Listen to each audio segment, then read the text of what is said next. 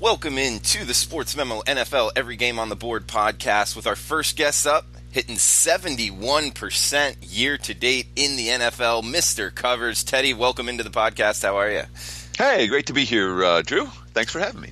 Hey, happy Friday to you. 71% NFL year-to-date. Not too shabby there. And we got a coupon code, guys, Teddy100 for $100 off Teddy Covers 30-day all-access pass at sportsmemo.com.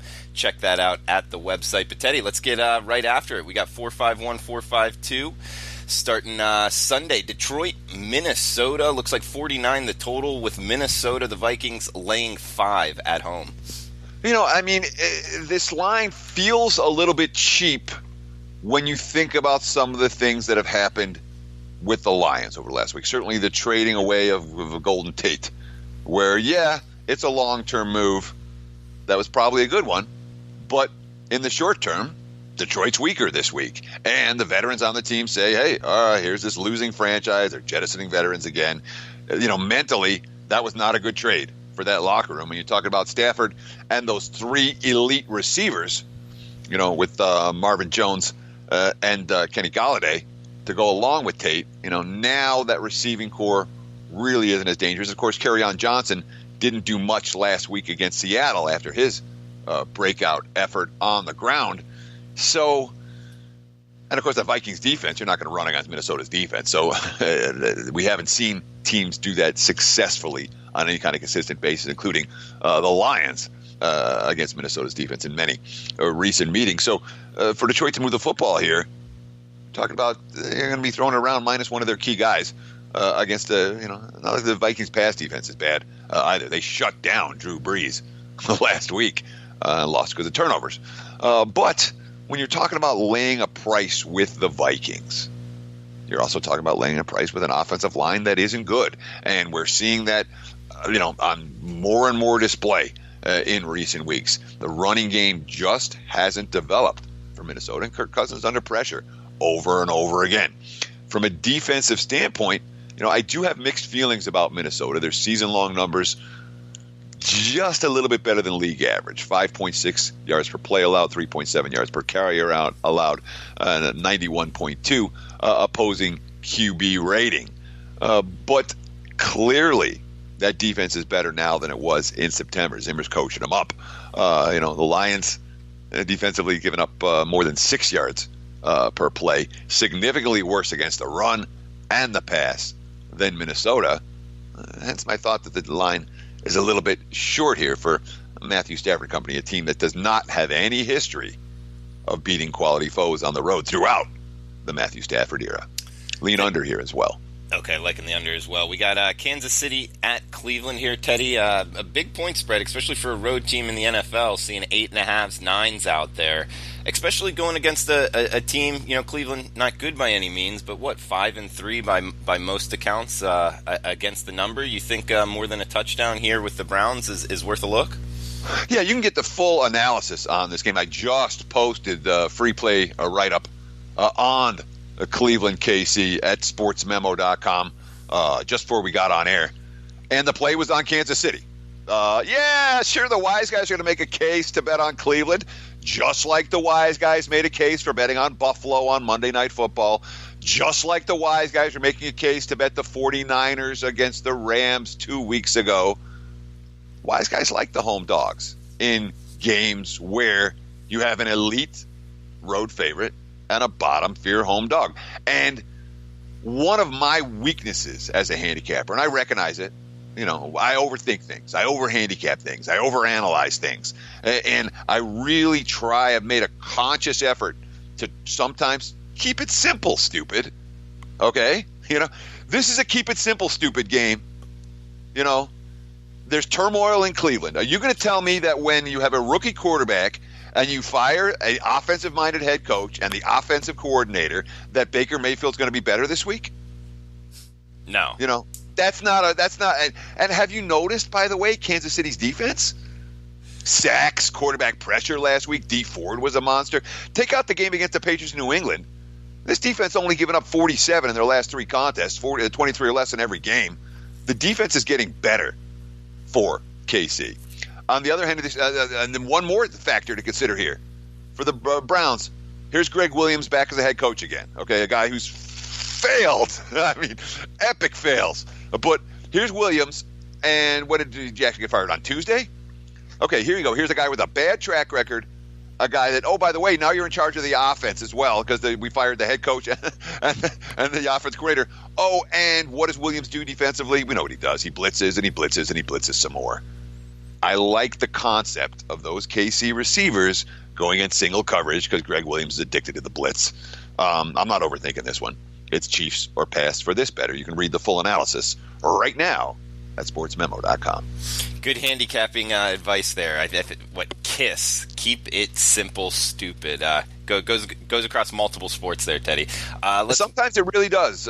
Yeah, Andrew, and that's I mean, we think and think and think and think. How the hell are the Squares winning this? Because they're not thinking about it as much. Team A good, Team B bad. Period.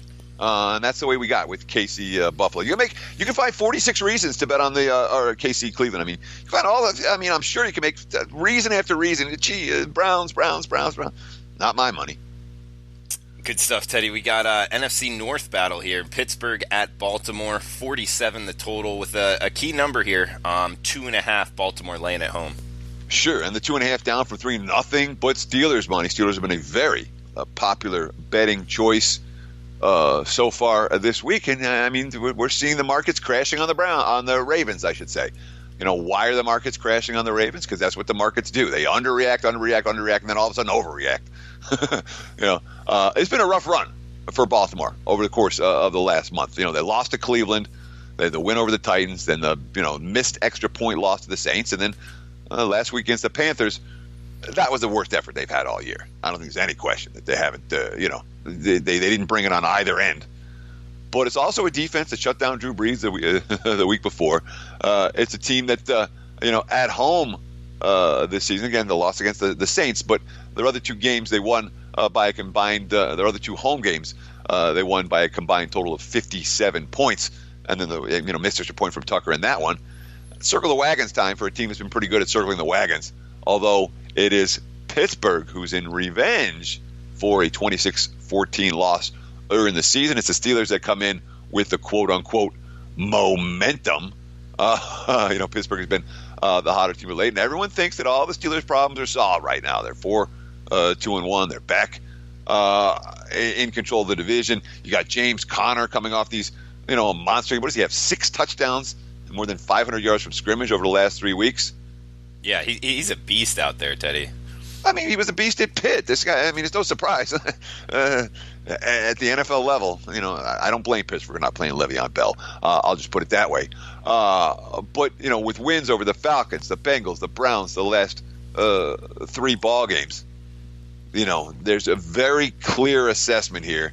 Pittsburgh's rising, Baltimore's falling, and that's why we're seeing, of course, and Pittsburgh in revenge for that earlier season loss. I'm not shocked at all that we've seen Steelers money. I think we'll see more Steelers money between now and kickoff. Don't underestimate the addition of Ty Montgomery for that anemic Ravens running game. Alex Collins is not at breakaway speed. I don't know that Montgomery sees the field a lot this week, but I wouldn't be surprised if he gets on the field a little bit against Pittsburgh and maybe changes things up a little bit for a Ravens rushing attack that's been fairly weak the last couple of weeks. And, of course, let's see what Flacco can do against the Steelers defense that has had his number pretty well in recent years. But tough game. I'm not betting it. If I had to play it, I don't think I jump on the Pittsburgh bandwagon. I'll just put it that way. Good stuff, Teddy. Guys, remember the coupon code Teddy100, $100 off Teddy's all access service for the 30-day option. Teddy100 is the coupon code. And with that, guys, you also get his NBA, his college football, along with his NFL. NBA is hitting 75%, NFL 71%, NFL sides 78%, and his big tickets 6-1. All of those are year-to-date records. No cherry picking on that. Just absolutely killing the betting markets here, Teddy. 71% NFL year-to-date. That coupon code is Teddy100. Checking out for the 30-day all access with Teddy covers. We got Tampa Bay, Carolina, NFC South matchup here. Teddy. 54.5 the total. Looks like Carolina laying 6.5, or 7 at home. Going to want to be shopping around to get the best number of your liking in this one. But Teddy, have at it. Tampa Bay, Carolina.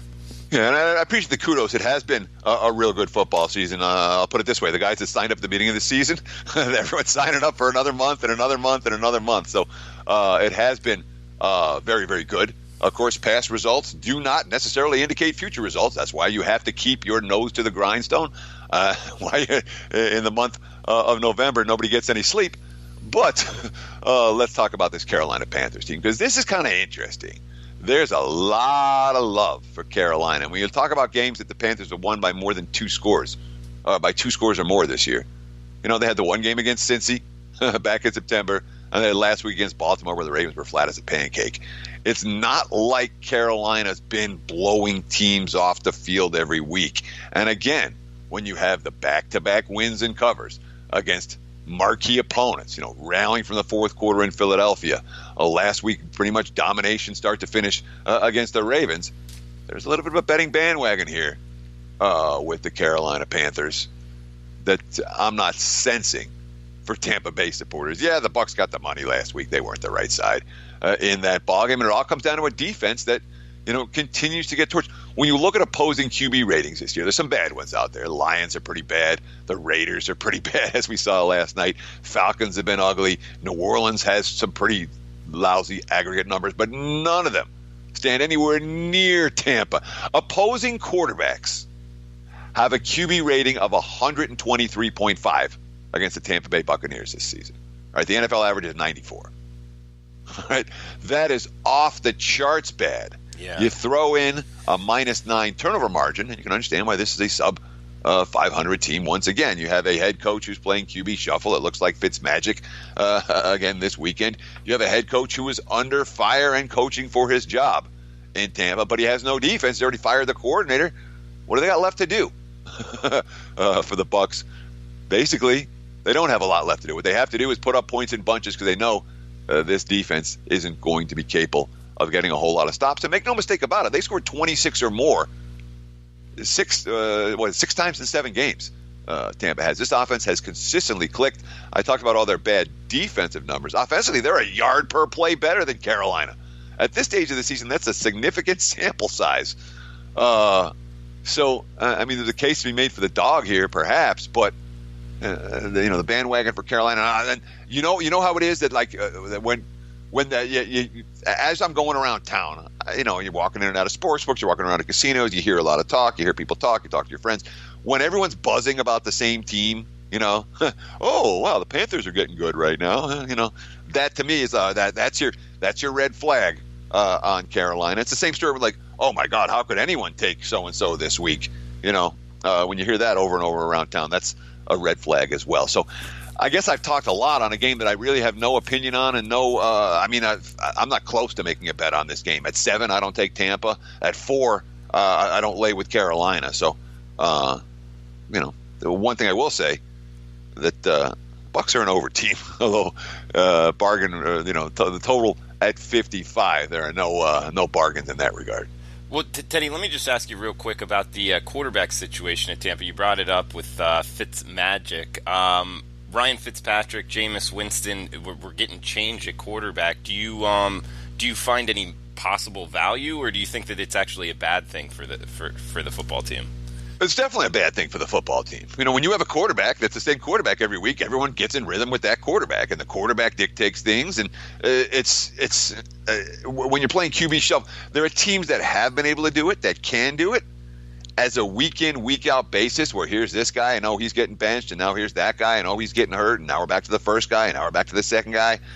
No, that's not a positive. That's never a positive thing. And, of course, when you have a quarterback that isn't worried about getting benched, he's going to he's not thinking in the back of his head, do I want to fit that into that tight window? What happens if it gets picked here? I mean, Fitzpatrick doesn't care. And based on the way that Winston's played in terms of the turnovers, he probably doesn't care too much about that either. He was pretty rough last week. He needed to get benched. He wouldn't take care of the football. So, but am I saying that's a positive sign to go back and forth and back and forth? It can be a positive. It can be a positive thing if a team makes one QB change and it works. and they get better. Mm-hmm. It is rarely a positive thing to go back and forth and back and forth, because and not with guys getting hurt, with the starter being ineffective. And Fitz got benched for ineffectiveness, and now Winston's been benched for ineffectiveness, and that's not always a good sign. Great point there, Teddy. We got heading down to South Florida, New York Jets at the Miami Dolphins, 43.5 the total, seeing 3 or a couple 2.5s out there, so another key number here to make sure to shop around for. But what are you thinking Jets Dolphins here, Teddy? All right, so the Jets have 2 injuries at wide receiver that I cannot make a bet on a Jets game without knowing if these guys are playing. Quincy Enunwa didn't play last week, Robbie Anderson didn't play last week, and the Jets passing game didn't exist. I mean, flat out. It's not like Enunwa and Anderson are these incredible receivers that everyone knows and are going to make the Pro Bowl this year. What they are A, the Jets' 2 only good receivers, and B, a rookie quarterback's safety valve who he's gotten comfortable with. And when neither one of them's out there, I mean, Darnold was lost last week, absolutely lost. That's not. And we think about, the rookie quarterback. It's not just the quarterback. It's the offensive line in front of him. It's the weapons he has around him, et cetera, et cetera.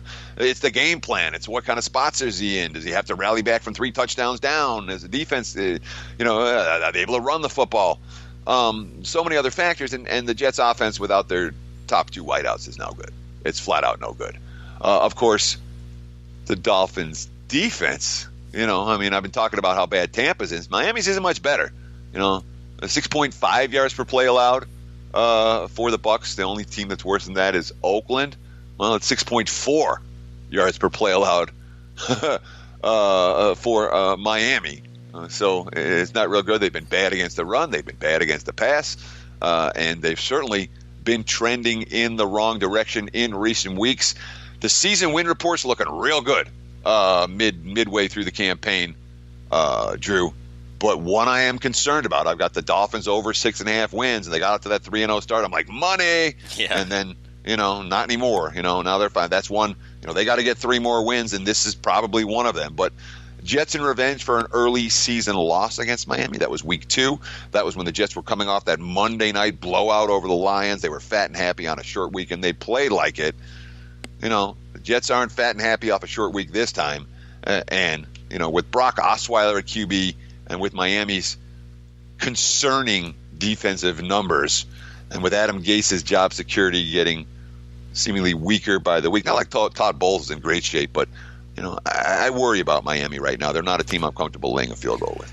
And Teddy, just on the defensive side of the ball for the Dolphins, what happened from, I guess, the first month of the season till now with their defensive issues? Is it just, mentally, injuries in your case? Like, what's going on there in South Florida? Their defense is – okay, so when I bet – I remember I put out my first season win report before the preseason starts. You're trying to get that, and you have to do that now because as soon as people see stuff, they're immediately reacting to it. And the markets, I like to put out that preseason report at the end of July to get ahead. And I may even put it out earlier next summer because you have to get ahead of the numbers. The numbers move like crazy. Miami's defense was awful in the preseason. Awful. Stood out. I'm like, oh boy, I'm in trouble. This defense is way worse than I thought it was. They were awful week 1 against Tennessee. They were awful. Maybe the one good game they had was the Jets week 2. That's it. It's been a bad defense throughout is what I'm saying. It's not like Miami's defense has declined dramatically from where it was in September. It was a bad defense in August. It was a bad defense in September, and it's a bad defense in October, and I expect it to be a bad defense in November. Okay. Well, we got one game left here, Teddy. We got the coupon code Teddy100, $100 off of his 30-day all-access, and then we'll bring in Robbie Vino to close out the card. We got the 2 heavy hitters here on Friday's NFL Every Game on the Board podcast. But, guys, make sure to check out sportsmemo.com. Teddy's 71% NFL year-to-date season continues here, and Teddy100 is the coupon code for $100 off his 30-day all-access. Teddy, last game up for this segment, 461-462, Atlanta at Washington, 48 the total. Seeing mostly 1.5s, Washington laying at home. How you looking to bet the Falcons and Redskins here, Teddy? Boy, I love the move that Washington made defensively, picking up Clinton Dix to a defense from Green Bay that already was loaded with key guys from Alabama. This is like an all-Alabama defense now on the Redskins. And when you have a bunch of guys that are familiar with the same system in college and they're going to get along off the field, it's a real positive sign for that Redskins defense. Washington's defense right now, it's playoff caliber. I don't know that the offense is, and that's the big concern here. And it's such a fascinating matchup because obviously Atlanta's offense is playoff caliber, and their defense clearly isn't. So it's which team's area of strength is going to be able to dominate this contest. And from a Falcons defensive standpoint, I mean, they have not stopped anybody. Now they're coming off the bye. They did have extra time to prepare. They're coming off, I guess, a positive game against the Giants, but coming off wins against the Bucs and the Giants, you're not talking about elite foes. The Redskins are 5-2, and that hasn't happened by accident. But if Washington trails in this game, this is not a passing game that is capable of coming back from deficits. It really isn't. Alex Smith, each of the last 3 weeks, hasn't gotten 200 yards. You think about who's the downfield playmakers for Washington, and you're scratching your head a little bit. Again, defensively, you take out that one bad game against the Saints, where they were awful. No one scored more than 21 on them all year. They've averaged 15 against the Redskins. And Atlanta, from every defensive stat, is truly, ugly on that side of the football. 6.4 yards per play allowed, 4.8 yards per rush allowed, 105.9 QB rating allowed. But coming off the bye, certainly there's at least the chance that the Falcons may have been able to fix some of these defensive issues. Most of them are going to be season-long problems for a squad that has lost multiple Pro Bowlers to season-ending injuries. But, of course, when you talk about Matt Ryan, and Matt Ryan's had a couple of really bad road games so far this season. Atlanta struggled with turnovers on the highway, and they have really been badly outplayed. The loss at Philly, the loss at Pittsburgh. That's only 2 true road games this season. So they're off surface, they're on the highway, they are off a bye. I don't know that I worry too much about Matt Ryan not getting it done in hostile environments. Certainly we're talking about a veteran QB, but it's worth noting both of their road games this year. The red zone struggles have been there. The defensive struggles have been there. That's definitely a concern against a Washington team that doesn't have many winning streaks in the Jay Gruden era, but they have won 3 in a row, defensively playing some pretty good football. All right, Teddy. Great breakdowns here on the top half of the card. Anything else you want to throw out before we move on to Robbie V? What do I want to throw out? I want to throw out my garbage. I want to throw out any losers that I had. All good, Drew. I mean, you know how it is in November, man. It is that time of the year where there are a lot of opportunities. As you mentioned, putting the time in with NBA right now. As you mentioned, after a great start in the NBA, college football profitable on the campaign, 56%. I'm not going to complain about it. And the NFL has been money every week, so hopefully you can get on board, take advantage of that. What is it? $100 off we're giving people? That's a good deal. And all access pass for November. That, my friends, is a good deal. So check it out right now. Sportsmemo.com. Best of luck and enjoy the games all weekend long. All right, Teddy. And that coupon code he was talking about is Teddy100 at checkout. Guys, we'll be right back with Rob Vino.